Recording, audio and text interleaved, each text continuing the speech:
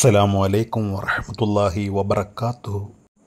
തിരൂരങ്ങാടിക്കാരനായ ഷഫീറിനെയും അദ്ദേഹത്തിൻ്റെ മകൾ മെഹറിനെയും കാണാതായിട്ട് ഇന്നേക്ക് 5 ദിവസം കഴിഞ്ഞു.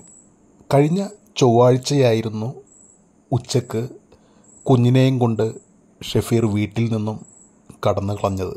ഷഫീർ എന്തെങ്കിലും കടുങ്കൈ ചെയ്ത് കാണുമോ എന്ന് നമ്മൾ വിചാരിച്ചിരുന്നുവെങ്കിലും അധികം വൈകാതെ തന്നെ കൊണ്ടോട്ടിയിലെ ലോഡ്ജിലും പിന്നീട് രാമനാട്ടുകരയിൽ ബസ് കയറുന്നതും അതിനുശേഷം കോഴിക്കോട് ബസ് ഇറങ്ങുന്നതുമൊക്കെ നമ്മൾ CCTV വഴി കണ്ടിട്ടുണ്ടായിരുന്നു.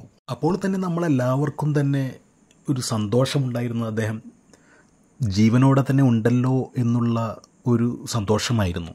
പിന്നീടാണ് ആ കുഞ്ഞിനെക്കുറിച്ചുള്ള വിഷമം നമ്മളുടെ മനസ്സിൽ ഉണ്ടായിരുന്നത്. ആ കുഞ്ഞിനെ എത്രയും പെട്ടെന്ന് തന്നെ ആ കുഞ്ഞിൻ്റെ മാതാവിൻ്റെ കയ്യിലേക്ക് തിരിച്ചെത്തട്ടെ എന്നുള്ള പ്രാർത്ഥനകളായിരുന്നു ഉണ്ടായിരുന്നത്.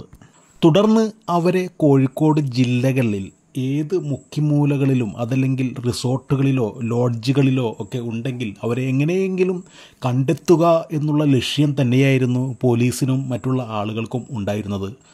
പക്ഷേ നിരാശയായിരുന്നു ഫലം. ഇതുവരെയും അവരെ കണ്ടെത്താൻ സാധിച്ചിട്ടില്ല.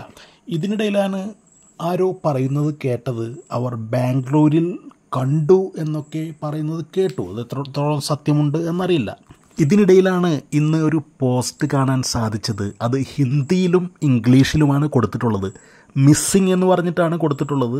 അതിൽ 30 വയസ്സായ ഷഫീറിൻ്റെ ഫോട്ടോയും 1 വയസ്സായ മെഹറിൻ്റെ ഫോട്ടോയും പിന്നെ കാമുകി എന്ന് പറയുന്ന സഞ്ജിത ചാറ്റർജി 28 വയസ്സിൻ്റെയും ഫോട്ടോയാണ് അതിൽ കാണിച്ചിട്ടുള്ളത്.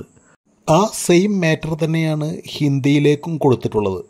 ഈ ഒരു മിസ്സിംഗ് കേസ് ഫോട്ടോ വെച്ചുകൊണ്ട് എല്ലാ സ്ഥലങ്ങളിലെയും സ്പ്രെഡ് ചെയ്തുകൊണ്ട് അവരെ കിട്ടുകയാണെങ്കിൽ അങ്ങനെയെങ്കിലും ആ കുഞ്ഞിനെ ആ മാതാവിൻ്റെ കൈകളിലേക്ക് എത്തട്ടെ എന്നുള്ള ഒരു പ്രാർത്ഥനയിലൂടെയാണ് നമ്മെല്ലാവരും ഉള്ളത്.